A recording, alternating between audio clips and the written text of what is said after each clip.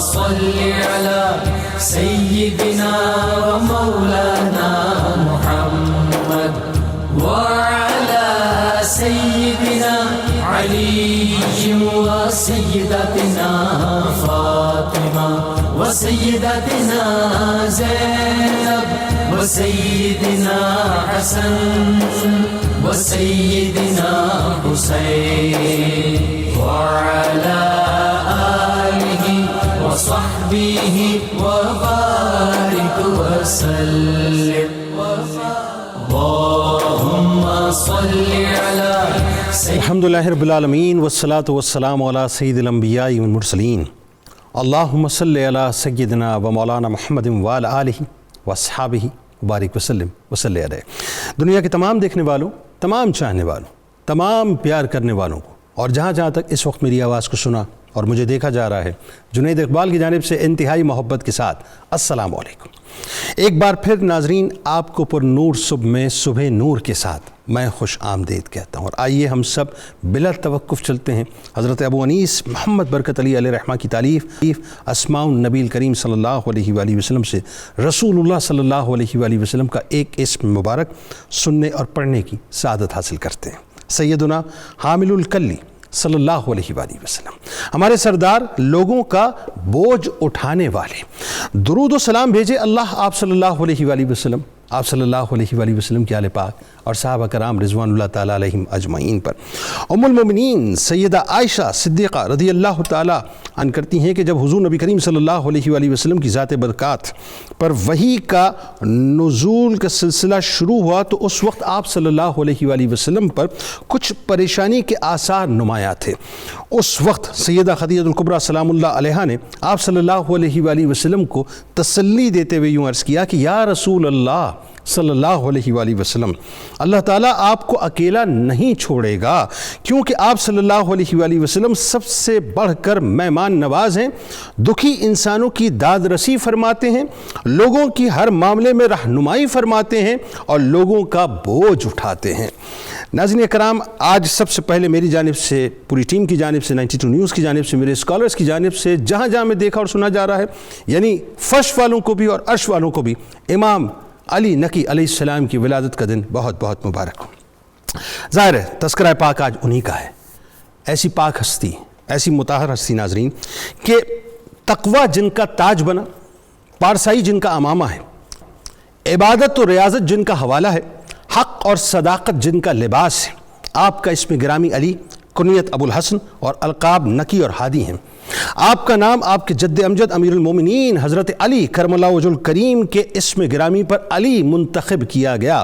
آپ کو ابو الحسن ثالث بھی کہا جاتا ہے۔ اس کی ایک وجہ ہے ناظرین کہ آپ سے پہلے حضرت علی کرم اللہ وجہ الکریم اور امام علی رضا علیہ السلام کی کنیت ابو الحسن ہو چکی ہے۔ آپ علیہ السلام گلشن فاطمۃ الزہرا سلام اللہ علیہا کے وہ پھول ہیں جن کی خوشبو ناظرین رہتی دنیا تک ہم گناہگاروں کے باطن کو مہکاتی رہے گی، اور جن کا تذکرہ پاک یقیناً میں اس میں کوئی دوسری رائے سمجھتا ہی ناظرین کہ ہمارے لیے باعث نجات ہے کہ سرکار مدینہ صلی اللہ علیہ وآلہ وسلم جب یہ فرما دیں کہ میں تمہارے درمیان دو چیزیں چھوڑے جا رہا ہوں، ایک قرآن پاک، دوسرے میرے اہل بیت، دیکھو ان کو تھامے رکھنا، اگر نہیں تھامو گے تو گمراہ ہو جاؤ گے۔ ناظرین یہ وہی ہستیاں ہیں کہ جن کے دامن رحمت سے اگر ہم وابستہ ہو گئے اور جن کے تذکار پاک سے ہم وابستہ ہو گئے تو یقیناً یہ ذکر پاک یہاں بھی ہمیں عطا کرے گا اور وہاں بھی ہم یقیناً ہمارے لیے بخشش کا سامان ہوگا۔ یہ وہ ہستی پاک ہے ناظرین جو ائمہ اہل بیت کی انمول لڑی میں 10ویں امام ہیں۔ یہ وہ پاک ہستی ہیں جو شہید ابن شہید ہیں۔ آپ کے والد امام تقی علیہ السلام کو اس وقت ناظرین شہید کیا گیا جب آپ علیہ السلام کی عمر مبارک صرف اور صرف 6 برس تھی۔ آپ کے والد گرامی سیدنا امام محمد تقی علیہ السلام کا شمار جلیل القدر ائمہ اہل بیت اطہار میں ہوتا ہے۔ والد کی شہادت کے بعد آپ بے انتہا ظلم و جبر کے ماحول میں حق و صداقت کا مکمل طور پر ایک استعارہ بنے رہے۔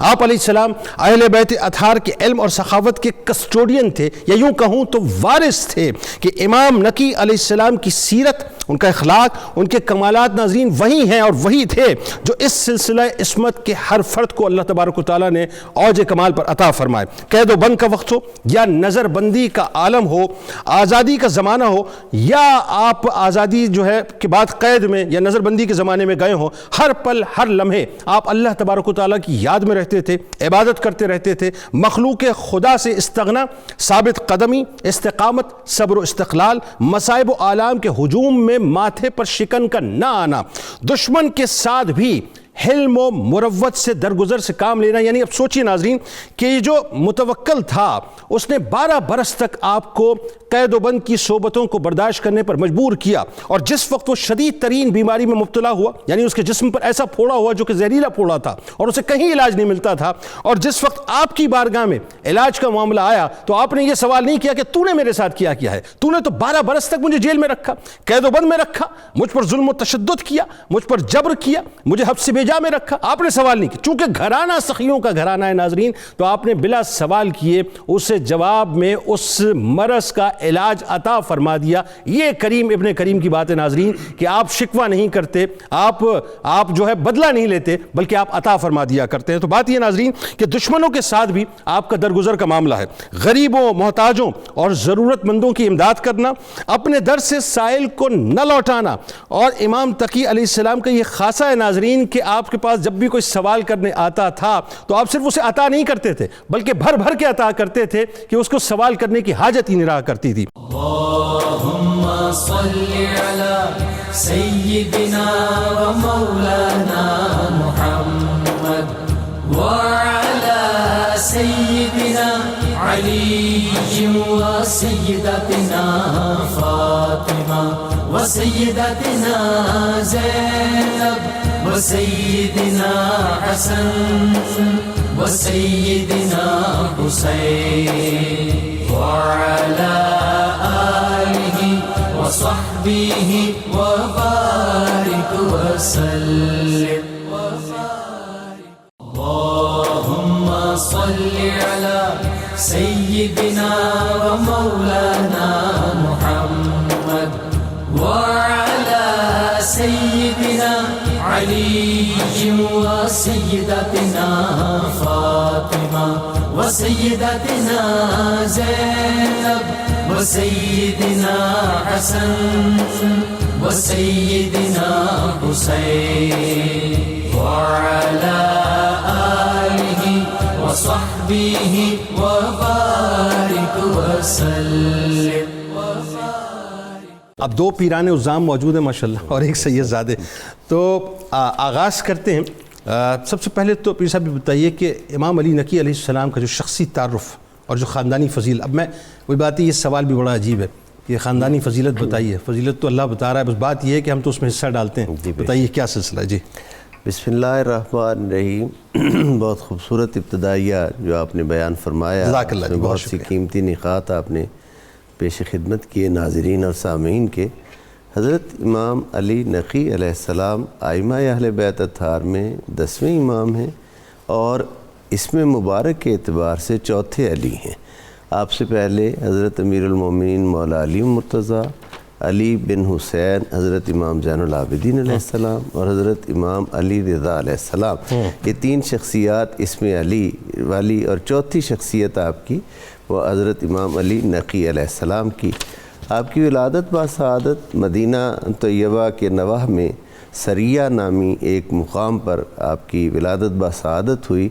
آپ کے والد گرامی حضرت امام محمد تقی علیہ السلام کو چونکہ مامون الرشید نے اپنے بغداد میں رکھا تھا بہت عرصہ، اور حضرت امام علی رضا علیہ السلام کی شہادت کے بعد کافی عرصہ انہیں اپنے پاس رکھا. پھر اپنی بیٹی ام الفضل سے ان کا نکاح کیا، جسے لے کر آپ مدینہ طیبہ تشریف لے گئے.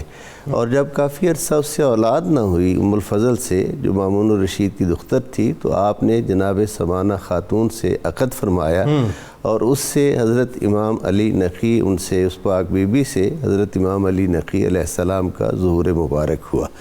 اللہ رب العزت نے خانوادہ اہل بیت اطہار کے لیے جو خصوصیات رکھی ہیں ان میں سے متعدد کلام مجید کی آیات سے ہی واضح ہو جاتی ہیں. آیت تطہیر ہے, آیت صلاۃ ہے, اور حرمت صدقہ کی آیت ہے. ان سب چیزوں کو اگر حرمت صدقہ کے احکامات ہیں, ان سب چیزوں میں حضور علیہ الصلوۃ والسلام کے ساتھ حضور کی آل. امام فخر الدین رازی علیہ رحمت فرماتے ہیں حضور کی آل ان چیزوں میں حضور کے ساتھ ہے. اللہ, یعنی حضور پر اگر نماز میں سلام ہے تو آل رسول صلی اللہ علیہ وآلہ وسلم کے لیے فرمایا سلام علی الیاسین, یعنی یاسین کی آل پر جو حضور علیہ السلام کا لقب مبارک ہے ان پر سلام ہو.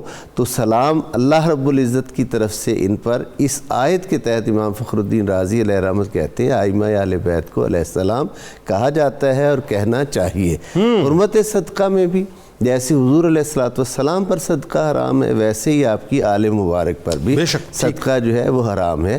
اور یہی وہ فضیلتیں جن کا ذکر قرآن حکیم فرماتا ہے. آیت صلاۃ میں جب حضرت کعب بن عجرہ رضی اللہ تعالیٰ عنہ کی مشہور متفق علیہ روایت کہ جب انہوں نے حضور سے عرض کیا کہ سلام کا طریقہ تو آقا ہم نے سیکھ لیا, السلام علیکہ ایھا النبی ورحمۃ اللہ وبرکاتہ, تشہد میں پڑھنا آپ نے تعلیم فرمایا, تو درود کیا ہے, صلاۃ کیا ہے؟ تو حضور علیہ الصلوۃ والسلام نے اللہم صلی علی محمد وعلی آل محمد اور آگے درود ابراہیمی یا آگے جو بھی الفاظ آئیں, یعنی درود میں حضور نے جو تعلیم اپنے پیارے صحابہ کرام علیہم رضوان کو دی اس میں اپنے بعد اپنی آل کو شامل فرمایا. سبحان اللہ. اور اس بارے میں بھی احادیث واضح ہیں کہ آقا نے منع فرمایا کہ مجھ پر کٹا ہوا درود نہ پڑھا جائے جس میں میرے بعد میری آل کا ذکر نہ ہو, وہ درود مجھ پر نہ پڑھا جائے. اللہ اللہ اللہ. تو یہ حضرت امام علی نقی علیہ السلام کا جو عظمت کی, آپ کی جو عظمت ہے, جو شان ہے, وہ اس حوالہ سے وراء الورا ہے کہ آپ اہل بیت کی عام شخصیت نہیں بلکہ ان میں سے امام ہیں. اللہ. اور یہ امامت کا معاملہ جو ہے اس کو سمجھنے کے لیے میں ایک خوبصورت واقعہ کی طرف توجہ دلاؤں گا اپنے سامعین اور ناظرین کی, کہ یہ اللہ رب العزت کی خاص عطا سے ہے.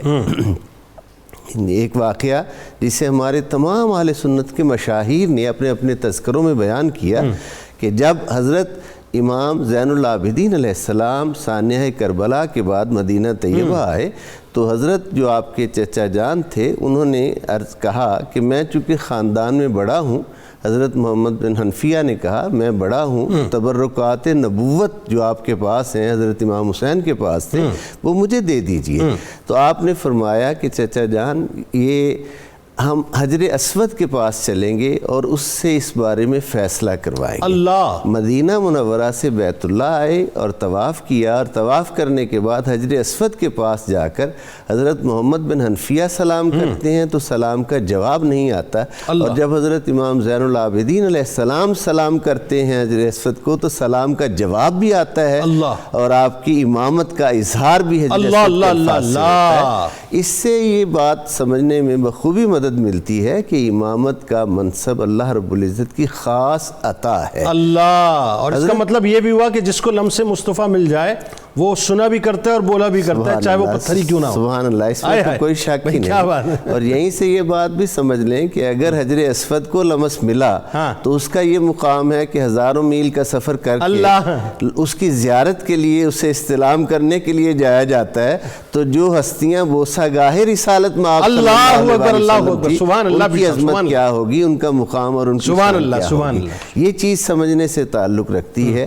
حضرت امام علی نقی علیہ السلام کی عمر مبارک جیسے آپ نے ابھی بیان فرمایا 5 سال کی ظاہری عمر مبارک ہے جب آپ کے والد گرامی حضرت امام محمد تقی علیہ السلام کو معتصم باللہ بغداد بلوا لیتا ہے, اور بغداد بلوانے کے 1 سال بعد قید میں رکھنے کے یا تکلیف دینے کے آپ کو شہید کر دیا جاتا ہے.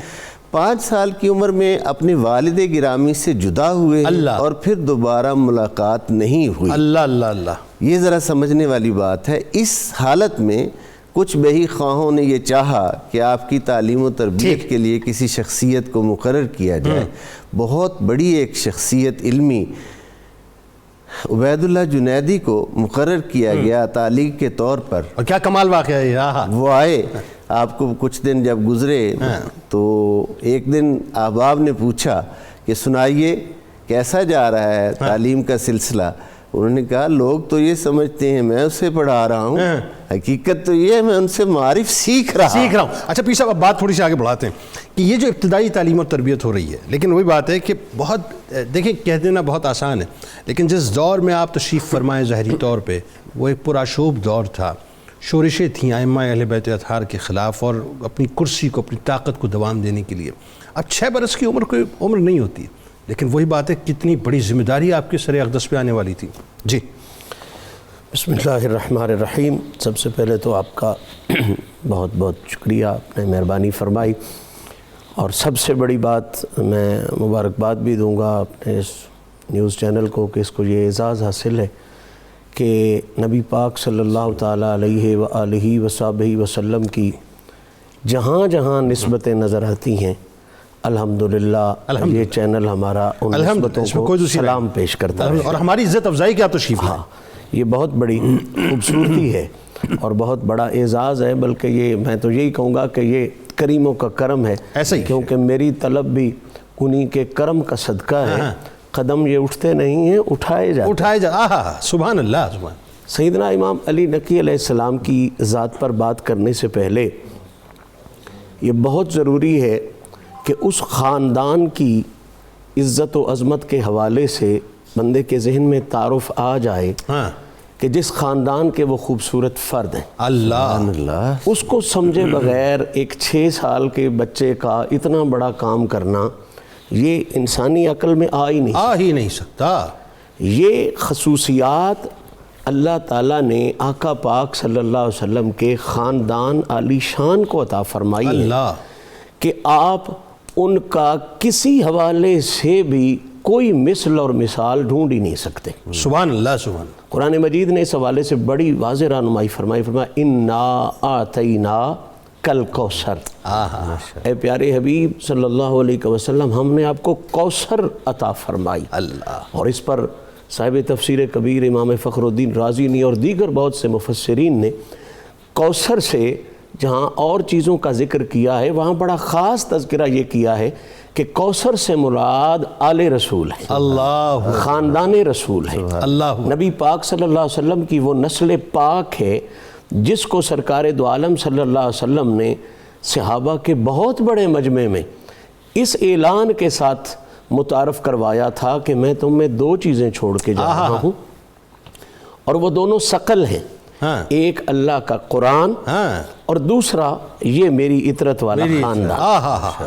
اب ثقل پر بندہ تھوڑی سی بھی توجہ کرے تو بہت سے مسائل حل ہو جاتے ہیں۔ آقا کا کلام، کلاموں کا آقا کہوں تو اس میں کوئی شک نہیں ہے۔ اللہ اکبر بھائی سبحان اللہ، آقا کا کلام کلاموں کا آقا کہوں گا کیونکہ وہ بادشاہ والی بات تو پرانے لوگوں نے کر دی ہے نا، تو یہ زیادہ خوبصورت رہے گا کہ آقا کا کلام جو ہے وہ کلاموں کا آقا ہے۔ تو آقا کریم صلی اللہ علیہ وسلم نے لفظ ثقل استعمال فرمایا دونوں کے لیے، قرآن کے لیے بھی اور اپنے خاندان عالی شان کے لیے، اور یہاں تک بھی ساتھ میں فرما دیا کہ احدہما اعظم من الاکبر۔ ان 2 کا خوبصورتی اور حسن یہ ہے کہ ان دونوں میں کمال یہ ہے کہ یہ دونوں ایک دوسرے سے بڑھ کر ہیں۔ اس کا مطلب یہ ہے کہ نہ کمی ادھر ہے نہ کمی ادھر ہے۔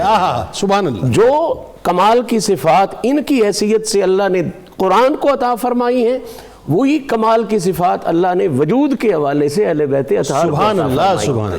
تو جس طرح قبلہ یہ بات کلیئر ہو گئی کہ قرآن کی کسی آیت کو، کسی زبر کو، کسی زیر کو، کسی مضمون کو آپ دوسرے کے ساتھ اس کا مقابلہ ہی نہیں کر سکتے، وہ میچ لیس ہے۔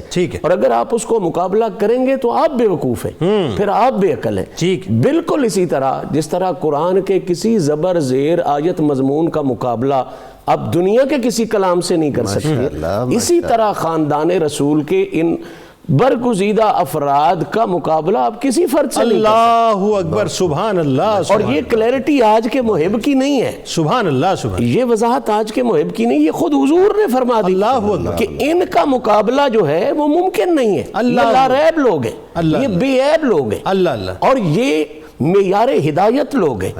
اگر ان کے مقابلے میں کوئی اور آ سکتا ہوتا یا ان کے لیول کا کوئی اور ہوتا تو حضور ذکر فرماتے۔ حضور نے 2 ہی چیزیں رکھی ہیں، ایک اللہ کا قرآن اور ایک اپنا بے مثلیت والا خاندان۔ بے شک۔ علامہ صاحب ابھی بتائیے کہ یہاں پہ تو بات بالکل کلیئر ہو گئی کیونکہ میچ تو ہے نہیں. اچھا اب کمپیریزن بھی بڑا عجیب ہے, لیکن ایک بات ہے کہ اس دور میں جتنی جید شخصیات موجود تھی, خاص طور پہ وہ جو دور تھا بڑا اس اعتبار سے ممتاز تھا کہ ستاروں کا ایک جھرمٹ تھا علمی حوالے سے.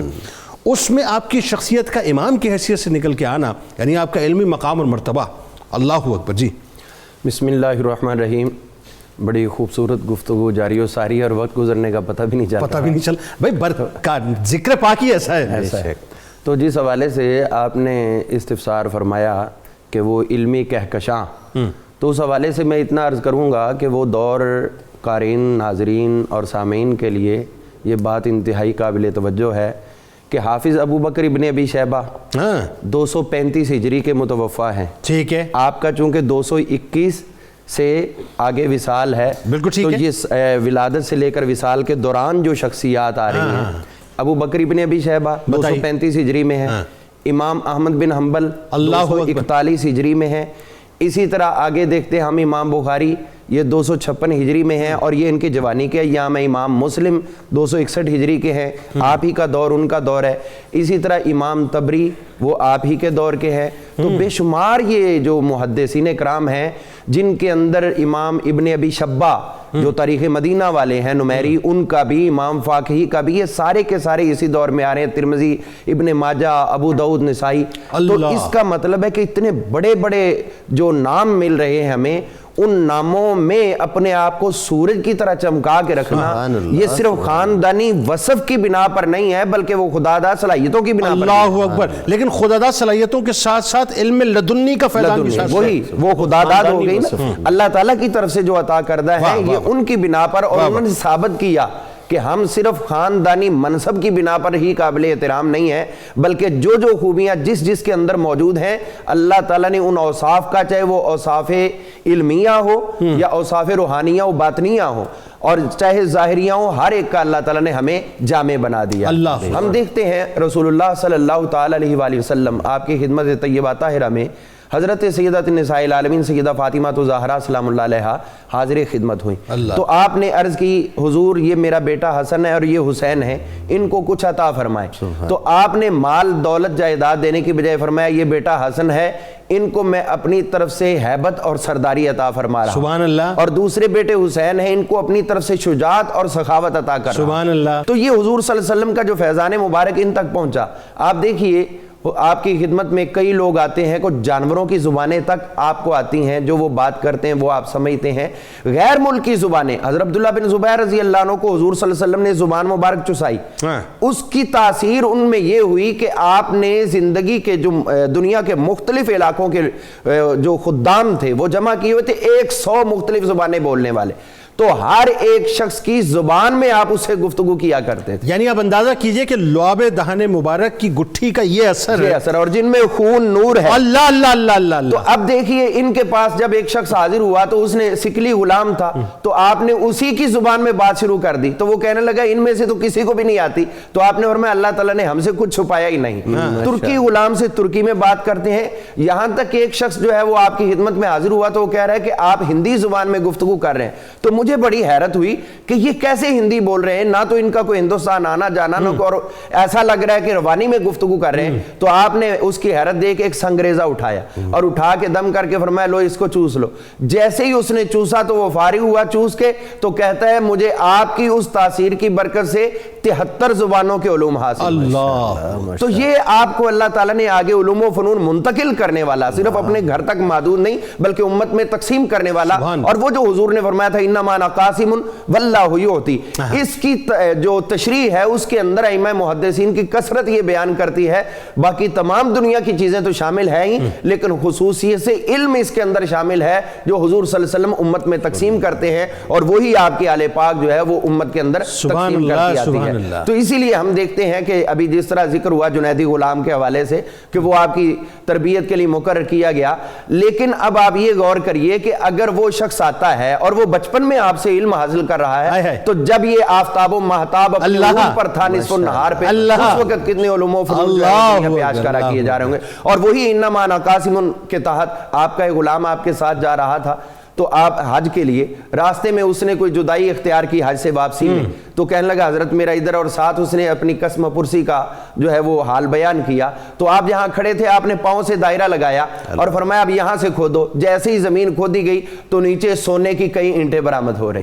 آپ نے فرمایا اٹھاؤ ساری کی ساری لے جاؤ. اللهم صل على سيدنا ومولانا محمد وعلى سيدنا علي وسيدتنا فاطمة وسيدتنا زينب وسيدنا حسن وسيدنا حسين وعلى آله وصحبه وبارك وسلم. اللهم صل على سيدنا ومولانا محمد وعلى سيدنا علي وسيدتنا فاطمة وسيدتنا زينب وسيدنا حسن وسيدنا حسين وعلى آله وصحبه وبارك وسلم.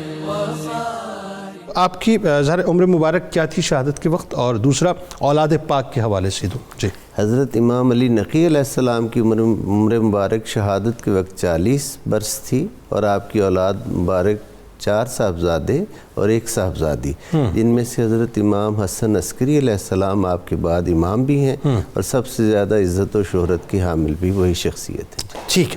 اچھا اب بتائیے ذرا سا کہ آپ کا جو زہد و ورع ہے اور آپ کا جو جود و سخا ہے، بے شک کہ مانگنے والا مانگنے آیا ایسا عطا کیا کہ بھر بھر کے عطا کیا، پھر مانگنے کی طلب ہی نہ ہوئی. بے شک. ایک تو سخاوت کے حوالے سے ایک تھوڑا سا منفرد واقعہ ہے، بڑا سمجھنے سے تعلق رکھتا ہے. لٹاتے تو جیسے علامہ برکاتی صاحب فرما رہے تھے نا، یہ دونوں ہاتھوں سے تو کوئی شک نہیں تھا.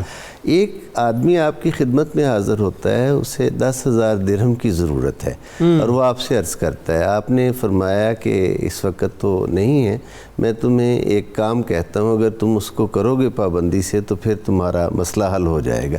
آپ نے اسے ایک تحریر بنا کر دی کہ 10,000 درہم میں نے ان سے قرض لینا ہے. کیا بات. فرمایا جب میں عام مجلس میں بیٹھا ہوا ہوں، جس میں دربار کے جو ہیں وہ مقربین لوگ بھی بیٹھتے ہیں، اس وقت مجھ سے سوال کرنا، اس وقت یہ تحریر لے کر آنا. بڑا لاؤڈ ہو کے سوال کرنا. متوکل کا وہ جس پھوڑے کا آپ نے ذکر کیا وہ شفا یاب ہوا تھا، ابھی اس کا دل گداز تھا آپ کے لیے ان دنوں میں. یہ ان دنوں کی بات ہے. وہ یعنی احترام اس کے ذہن میں تھا آپ کا. تو جیسے ہی وہ شخص آیا، اس نے آ کر ایسے ہی حسب حکم جو تھا وہ آپ کی خدمت میں اونچی آواز میں قرض کا تقاضا کیا، اور کہا تم نے یہ وعدہ کیا ہوا تھا یا امام، آپ نے مجھ سے لکھا ہوا دیا، آپ کا دکھایا. تو جو لوگ دوسرے بیٹھے ہوئے تھے انہوں نے بھی چاہا کہ آپ کو تھوڑا سا اس طریقے سے اس کو مطمئن کریں، لیکن بالآخر یہ بات جو تھی وہ متوکل تک پہنچی. تو اس نے 30,000 درہم حضرت امام علی نقی علیہ السلام کی خدمت میں پیش کیے، اور آپ نے وہ 30,000 درہم، یعنی اس کی درخواست تھی 10,000 درہم، جی آپ نے 30,000 کے 30,000 درہم اسے عطا فرمائے، اور کہا کہ ہم اہل بیت نبوت جو ہیں وہ جس کے لیے کچھ اپنے رب سے مانگتے ہیں وہ کسی ذریعہ سے دے، وہ ہم سارے کا سارا اسے عطا کرتے ہیں. ہاتھ دست مبارک تک نہیں لگایا. یہ ایک تھوڑا یونیک واقعہ تھا. ویسے تو سخاوت کا تو کوئی شمار نہیں ہے. زہد و ورع آپ کا ایسے ہے کہ ایک بار آپ کو بھیجا عباسی، ایک جو ہے وہ کماندار کو بھیجا کہ آپ کو کے گھر کی تلاشی لی جائے، کیونکہ آپ کے گھر کے بارے میں منفی خبریں جو تھیں وہ بادشاہ کے گوش گزار کی گئی تھی. وہ جب سعید حاجب نامی ایک کماندار جب آپ کے گھر کی تلاشی کے لیے آئے تو وہ کہتے میں چھت سے سیڑھی پہ اتر رہا تھا تو کچھ آہٹ آپ نے سنی، تو فرمایا میں روشنی لے کر آتا ہوں. مشن لے کر آتا ہوں، تمہیں اندھیرے میں آنے میں تکلیف ہو رہی ہے۔ اللہ اللہ اللہ۔ اور وہ کہتا ہے جب میں آیا نیچے اترا تو دیکھا کہ آپ قرآن حکیم کھلا ہوا تھا، اس کی جس تلاوت جو تھی وہ فرما رہے تھے۔ آدھی رات کا وقت ہے، گھر میں سوائے ایک تلوار کے اور متوکل کے شفا یاب ہونے پہ اس کی ماں نے جو تھیلی پیش کی تھی بس وہ کپڑے کی تھیلی پڑی ہوئی تھی، اس کے علاوہ چند کتابیں تھیں، قرآن حکیم تھا، مصلی عبادت تھا، کوئی دوسری چیز جو تھی وہ آپ کے گھر میں نہیں تھی۔ تو وہ کہتا ہے میں نے اسی طرح جا کر متوکل کو وہ چیزیں پیش بھی کی اور بتایا بھی کہ آپ تو رات کی تاریکی میں بھی اپنے رب کے حضور عجز و نیاز کا پیکر بنے ہوئے ہوتے ہیں۔ یہ کس نے آپ کو اس طرح کی خبریں دی ہیں کہ آپ کے خلاف، بادشاہ کے خلاف جو ہے وہ کوئی سازش کر رہے ہیں؟ پھر صاحب یہ بتائیے کہ کتنے عباسی خلفاء تھے، حکمران تھے جن کا دور آپ نے دیکھا، اور خاص طور پہ جو متوکل کا جو رویہ تھا آپ کے ساتھ، جو بغض اور عناد اور جتنا جبر کیا، جتنا ظلم کیا، ذرا بتائیے اس حوالے سے۔ حضرت امام علی نقی علیہ السلام کی ذات والا صفات کے حوالے سے جب ہم غور کرتے ہیں تو تین چیزیں آپ کی سیرت طیبہ میں بہت کمال کی نظر آتی ہیں۔ سب سے پہلی چیز تو آپ کا صبر ہے۔ سبحان اللہ۔ قرآن نے واضح کہا ان اللہ مع الصابرین، بے شک، کہ اللہ اپنی معیت خاصہ صابرین کو عطا کرتا ہے۔ میں بہت، چونکہ آپ نے شارپ کا لفظ استعمال کیا اور میں شارپ کو شارپ رکھنے کا ہی عادی ہوں، اس لیے بہت مختصر وقت میں یہ کہوں گا کہ اگر یزید کو کئی گنا ملٹی پلائی کیا جائے، کئی گنا ضرب دی جائے، تو جس مقام پر وہ پہنچے گا اس روپ کا نام متوکل ہے۔ اللہ اکبر۔ یہ ایک ریئلٹی ہے، یہ حقیقت ہے۔ ہمیں اندھیرے میں رکھا گیا ہے، بہت سی باتیں ہم لوگ چھپا جاتے ہیں، تاریخ ہمیں پڑھائی نہیں جاتی، بہت سی باتیں ہم چھپا جاتے ہیں۔ کوئی کمی عباسی حضرات نے نہیں کی امیہ سے کے حوالے سے، بلکہ یوں کہیے وہ ان کی ایکسٹینشن نظر آتے ہیں۔ ایکسٹینشن بھی، اور یوں سمجھیں کہ پہلے سے زیادہ شدت تھی۔ بالکل ٹھیک ہے۔ میں اس طرح آپ کی خدمت میں اس بات کو کھولوں گا کہ یزید نے تو امام حسین علیہ السلام کے وجود پر ظلم کیا۔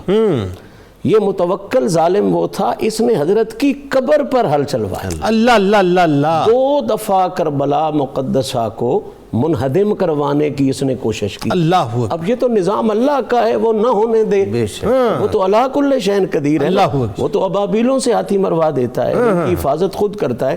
ساری محنتیں اس نے کی، ساری کاوشیں اس نے کی کہ در امام حسین پر جانے والوں کا جو سلسلہ ہے وہ ختم ہو جائے، وہ آس پاس والے مکان گروائے، حتیٰ کہ یہاں تک اس نے ایک نو مسلم کو یہ ٹاسک دیا، چونکہ اس کے ذہن میں ائمہ اہل بیت کی بات نہیں تھی، یہ ٹاسک دیا کہ تم امام حسین علیہ السلام کی قبر پر پانی چلوا دو۔ اللہ، نجف اور کربلا میں جانے کی اجازت ہی نہیں تھی، نہ اجازت بھی نہیں تھی۔ چلو ایک بات تو پابندی تو آج کل کے بھی کچھ بے خنی کی گئی مزارات کی۔ ظلم یہ کیا گیا کہ مزار مبارک کے لیے یہ حکم دیا گیا کہ ان کی مزار پر پانی چلوا دو، اللہ اللہ، مزار کا نشان تک مٹ جائے۔ اللہ اللہ اللہ۔ اب وہ اللہ کا نظام تھا کہ جب وہ پانی چلاتے تھے تو جس جگہ پہ مزار مبارک ہوتی تھی پانی آدھا ادھر سے گزر جاتا تھا، آدھا یعنی وہ بھی بادب تھا، یعنی پانی بھی بادب تھا، پانی بادب تھا۔ اللهم صل على سيدنا ومولانا محمد وعلى سيدنا علي وسيدتنا فاطمة وسيدتنا زينب وسيدنا حسن وسيدنا حسين وعلى آله وصحبه وبارك وسلم اللهم صل على سيدنا ومولانا محمد وعلى سيدنا علي وسيدتنا فاطمة وسيدتنا زينب وسيدنا حسن وسيدنا حسين وعلى آله وصحبه وبارك وسلم۔ جو بادشاہان وقت تھے، کیا عداوت کیا تھی، انسیکیور تھے، کرسی کا خوف تھا کہ امام نقی علیہ السلام جو ہیں ان کی وجہ سے ان کی کرسی چھن، جبکہ اہل بیت اطہار یا ائمہ اہل بیت جو ہیں ان کو تو کبھی طاقت کی قوت کی کرسی تو ان کے گھر کی تھی، کیا وجہ تھی پھر؟ جی اصل میں بات یہ ہوتی ہے کہ جو بھی حاکم وقت ہو وہ سب سے زیادہ ڈرپوک بھی ہوتا ہے، یہ اس کی ایک سب سے بڑی ہر حاکم وقت کی خامی ہوتی ہے کہ وہ اندرونی طور پر سب سے زیادہ ڈرپوک ہوتا ہے، کبھی تو وہ ڈر کے رہتا ہے اور کبھی وہ جس طرح شیخ سعدی رحمۃ اللہ علیہ نے ایک شعر لکھا ہے نا گلستان کے اندر، اذا یئس الانسان طال لسانہ کسن اور مغلوب یسول علی القلب، کہ جب بلی بھی چاروں طرف سے گھر جائے تو وہ بھی کتے پہ حملہ کر دیتی ہے، تو یہ حکمرانوں کی کیفیت وہی ہوتی ہے۔ تو پھر یہ دیکھتے ہیں کہ اپنے آپ کو کہ ہم حکمران، ہمارے سامنے کس کا چراغ جلنا ہے، وہ چاہے آج کا دور ہو یا ماضی کا دور ہو، چاہے اسلام والوں کا دور ہو یا غیر اسلامیوں کا دور ہو، ہر حکمران اپنی کرسی کو دوام دینے کی کوشش کرتا ہے۔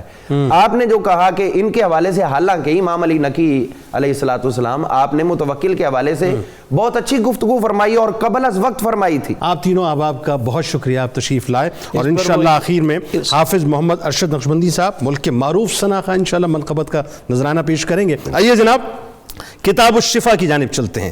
نیک کام کرنے میں یقینی کامیابی، اور یہ وظیفہ سن لیجئے کہ اگر کوئی شخص کسی نیک کام کا ارادہ رکھتا ہو تو 313 بار آیت کریمہ اور 24 بار پہلا کلمہ پڑھ کر اس کام کا آغاز کرے تو انشاءاللہ یقینی کامیابی ہوگی۔ لا الہ الا انت سبحانک انی کنت من الظالمین۔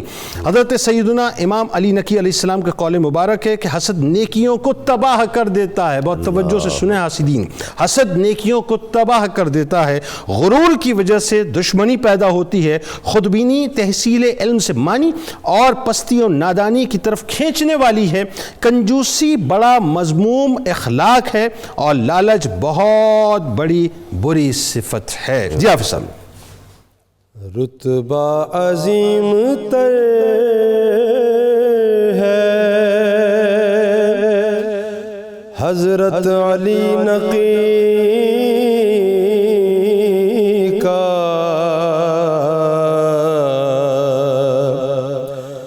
رتبہ عظیم تر ہے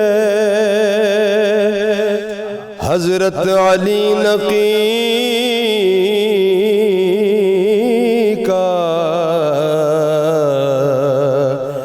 اونچا جہاں میں گھر ہے حضرت علی نقی کا،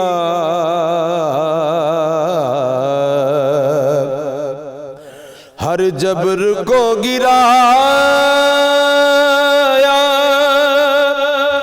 حضرت نے صبر کر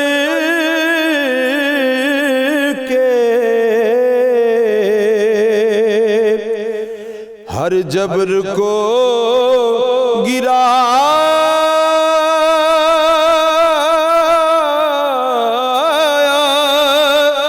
حضرت نے صبر کر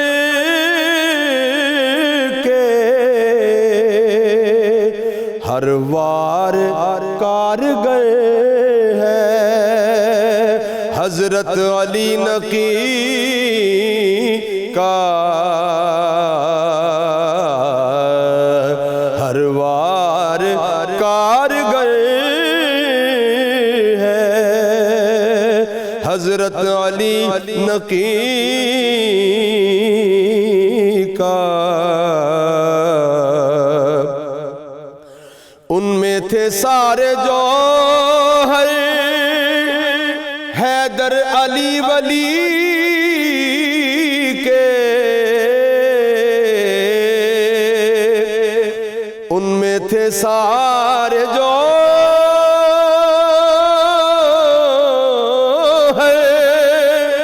حیدر علی ولی کے، چرچا نگر نگر ہے حضرت علی نقی کا، چرچا نگر نگر ہے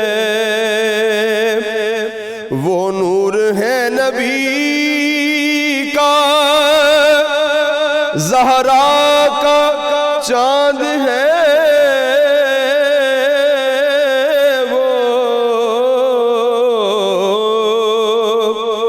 وہ نور ہے نبی کا، اور زہرا کا چاند ہے وہ شجرہ ہی معتبر ہے حضرت علی نقی کا۔ اللهم صل على سيدنا ومولانا محمد وعلى سيدنا علي وسيدتنا فاطمة وسيدتنا زينب وسيدنا حسن وسيدنا حسين وعلى